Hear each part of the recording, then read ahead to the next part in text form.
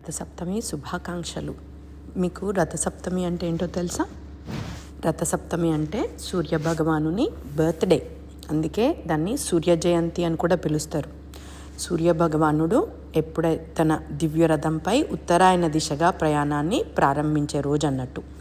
So సూర్యుడు తన రథాన్ని ఆగ్నేయ దిశ నుండి ఈశాన్య దిశకు మళ్లించే రోజుగా దీన్ని సెలబ్రేట్ చేసుకుంటారు. మనందరికీ కూడా తెలుసు ఉత్తరాయణ కాలం ఎంత శ్రేష్టమైనదో.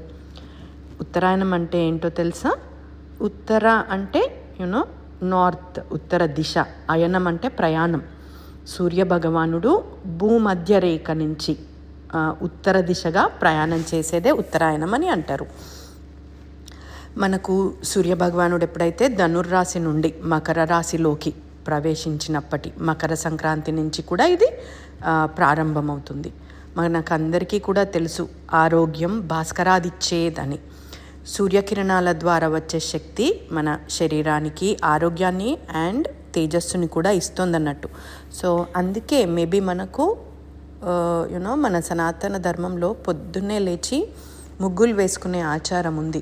సో ఈ ముగ్గులు వేసుకునే టైంలో ఆ సూర్యభగవానుని కిరణాలు మన శరీరంలోకి ప్రవేశించి మనకు మంచి ఆరోగ్యాన్ని ప్రసాదిస్తాయి అనడానికి ఇదొక మంచి కారణం. అట్లాగే సూర్యభగవానుడు మనందరికీ కూడా వెలుగునిచ్చే ప్రత్యక్ష దైవం. ఆయనని ప్రతిరోజు ఆరాధించడం పూజించడం వల్ల మనకి ఆయురారోగ్యాలు ఐశ్వర్యాలు కూడా లభిస్తాయి. మనకు రథసప్తమికి ఇంకొక విశేషమైన ప్రత్యేకత ఏంటంటే ఈరోజు తిరుమలలో మలయప్ప స్వామికి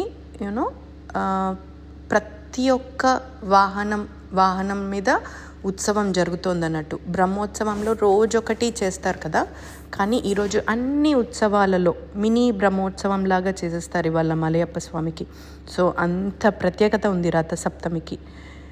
ఇంకొక బ్యూటిఫుల్ స్తోత్రము మనము ఎవ్రీడే పారాయణం చేసుకోవడం కానీ ధ్యానం చేసుకోవడం కానీ చేసుకోవచ్చు. అదేంటి అంటే మనందరికీ కూడా తెలుసు ఆదిత్య హృదయం.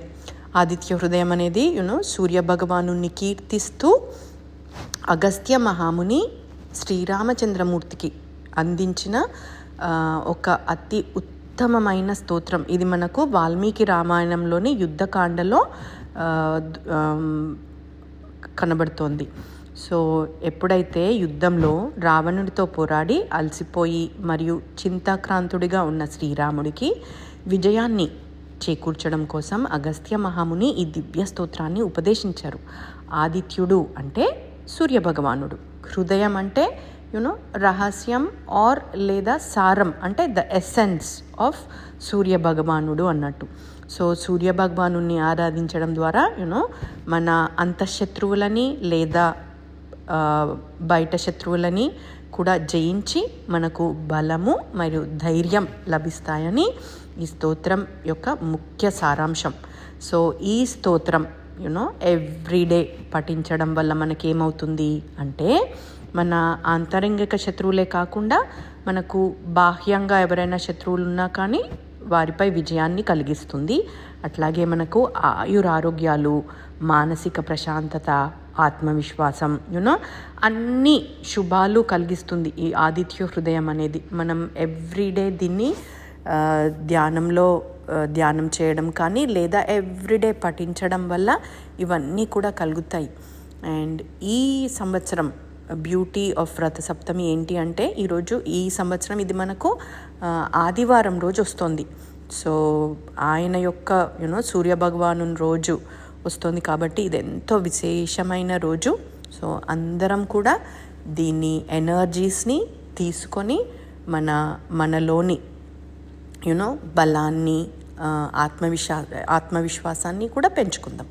Thank you friends. రథసప్తమి శుభాకాంక్షలు.